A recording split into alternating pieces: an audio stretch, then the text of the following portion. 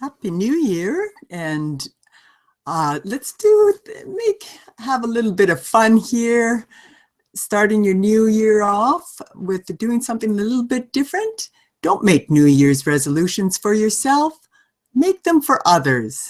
It's easier, more fun, and less trouble. An article from the writerssecrets.com article series by Dr. Jeffrey Lant. It's the time of year for the obligatory New Year's resolutions. You know what I mean.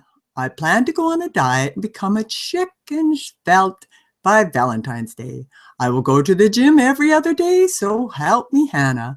Muscles and enticing curves or bust. I will eschew the delights of eating one sugar-coated soaked little Debbie after another. But you get the idea.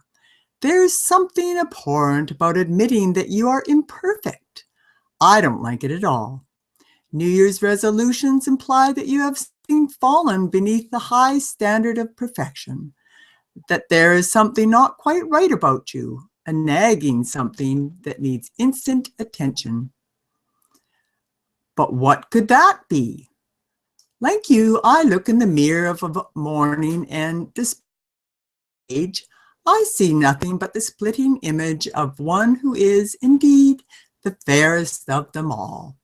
It affronts me to think otherwise. Thus, while wishing to do my bit to uphold the traditions of old Lang Syne and making resolutions, I find it hard to do so, as I have nothing to improve and everything to enjoy. Hence this modest idea. Give up resolution making for yourself and focus your full attention upon others. Lamentable, with a pressing need for overhauls, small and large.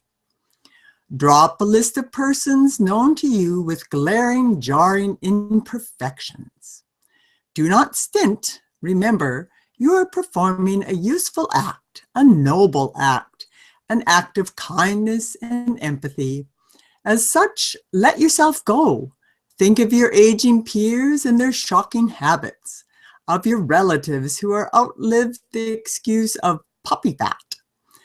Think of your loud, too boisterous, ear-splitting friends and motor mouths who decided opinions on everything under the sun are perhaps de trop. Think of the always late delivery boy and those with too many unattended felines in a confined space and the olfactory discomfort thereby occurring. Think, I say, think of prevaricating politicians and those with nookie on their minds and an acute inability to contain it. Look around you and weigh in with a will. For you have many resolutions to craft and far too little time in which to offer them. Timing is everything after all, and New Year's resolutions in March seem, well, tardy. Act now. Now write New Year's resolutions for others.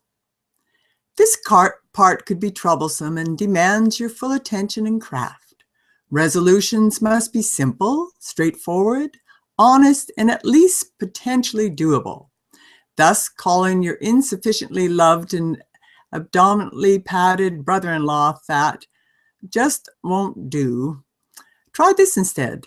New Year's resolution for brother-in-law Bob, to lose 15 pounds by month's end, and then your signature and the date. Keeping your resolutions short, sweet, and to the point is de rigueur.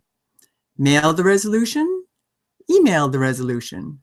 Only ensure that your kind thought for their betterment and perfection reaches them early in January. Imagine how grateful, how pleased the recipient will be when he pronounced embonpoint receives this missive and its kind and thoughtful message becomes apparent. Send your New Year's resolutions even to those near and dear who share your abode and are bosom buddies and dear companions on your earthly journey. The temptation, even for those expert and experienced in providing life-enhancing New Year's resolutions for others, will be to be personally deliver.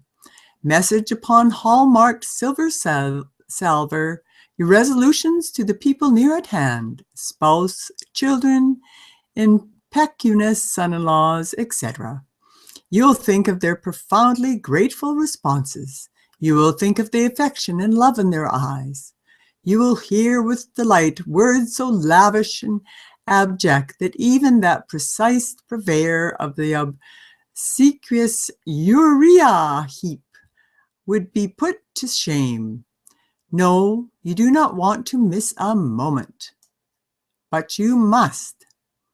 For your recipient will need a moment or two to compose himself and, no doubt, let fall the grateful tear that you should care so much and have gone to so much bother on their behalf. Allow them a moment of reflection and privacy as they think how grateful, how very grateful they are to have such a one as you in their otherwise imperfect life. Savor this moment, glass of grog at hand, for you have done the very best of deeds. Sing under your breath this little remembered chorus from Robert Burns' immortal annual anthem of maudlin sentimentality, Auld Lang Syne. We too have run amongst the slopes and picked the daisies fine, but we're wandering many a weary foot since Auld Lang Syne. And now, gratitude indeed. As I was finishing up this practical report, there was a knock at the door. Then the telephone rang. Then I noticed a decided uptick in my email. I was not surprised. I was expecting such a deluge. After all, I had contacted many with a hearty abundance of resolutions, necessary, specific, in-depth, all resoundingly honest to a fault.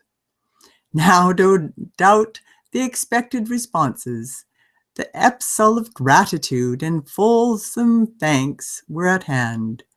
Ooh la la! Imagine my surprise upon reading the first of these messages. New Year's resolution of Dr. Jeffrey Lant, signed your loving sister.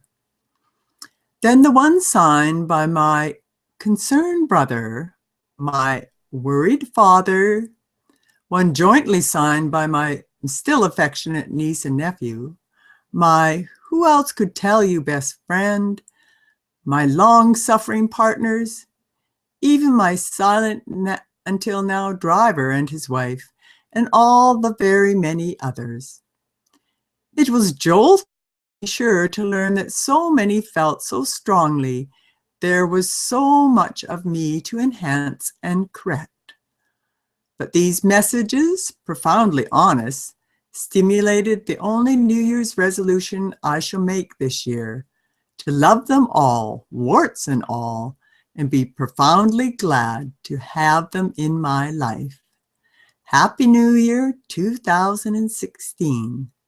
You can find more of these articles in the article series at www.writerssecrets.com.